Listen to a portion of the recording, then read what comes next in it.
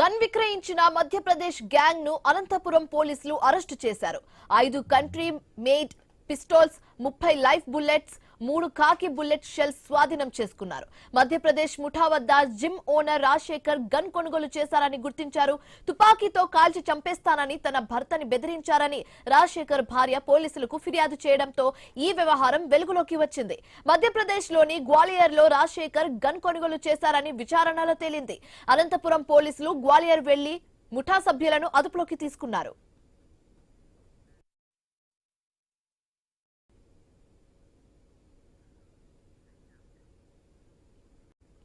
Gun విక్రయించిన Madhya Pradesh gang ను అనంతపురం పోలీసులు arrest చేశారు. 5 country made pistols, 30 live bullets, 3 కాకి బుల్లెట్ షెల్స్ స్వాధీనం చేసుకున్నారు. మధ్యప్రదేశ్ ముఠా వద్ద జిమ్ ఓనర్ రాజశేఖర్ గన్ కొనుగోలు చేశారని గుర్తించారు. ఇదే అంశానికి సంబంధించి మరింత తాజా సమాచారం మా కరెస్పాండెంట్ రామాంజనేయులు ఫోన్ ద్వారా అందిస్తారు. రామాంజనేయులు.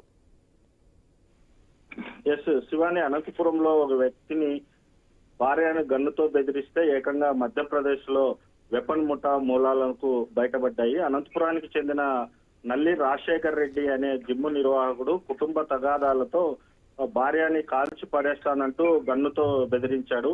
ఈ విషయంలో ఉమెన్ పోలీస్ స్టేషన్ లో భార్య ఫిర్యాదు చేసింది. దీంతో పోలీసులు సీరియస్ గా తీసుకొని దర్యాప్తు చేపట్టారు. అతని ఇంట్లో సోదాలు కొనసాగించారు. దాదాపు వారం రోజుల పాటు విచారణ అనంతరం ఈరోజు అనంతపురం ఎస్పీ జగదీష్ మీడియా సమావేశం పెట్టి ఈ కేసుకి సంబంధించినటువంటి వివరాలను వెల్లడించారు. రాజశేఖర్ రెడ్డి అనంతపురంలో ఒక జిమ్ ఏర్పాటు చేసుకొని పరికరాలు కొనేందుకు 2022లో మధ్యప్రదేశ్ కి వెళ్లిన సమయంలో అప్పుడు ఆ గన్నును కొనుగోలు చేసినట్లుగా పోలీసుల విచారణలో బయటపడింది.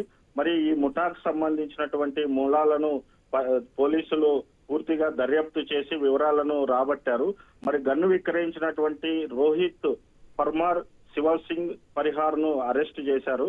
అలాగే నల్లి రాజశేఖర్ రెడ్డిని కూడా అదుపులోకి తీసుకొని మరి ఇవాళ అరెస్ట్ చేసి రిమాండ్ కి పంపించారు. వీరి వద్ద నుంచి కూడా 5 కంట్రీ మేడ్ పిస్తోల్ను, 7 మెగాజైన్లను, 30 లైవ్ బుల్లెట్లను కూడా పోలీసులు స్వాధీనం చేసుకున్నారు.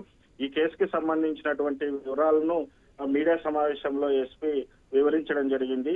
అయితే అక్రమ ఆయుధాలు కలిగి ఉండటము పోలీసులు దీన్ని తీవ్రంగా నేరం అని చెప్పేసి తీవ్రంగా పరిగణించి ఈ కేసు నమోదు చేసి ఇంకా ఈ కేసుకి సంబంధించి మూలాలు ఎక్కడున్నాయనే దాని మీద పోలీసులు ఇన్వెస్టిగేషన్ చేస్తున్నారు. Shivani, right, thanks for the updates Ramanjaneyulu. ఢిల్లీలో నిర్వహిస్తున్న వీర్ బాల్ దివస్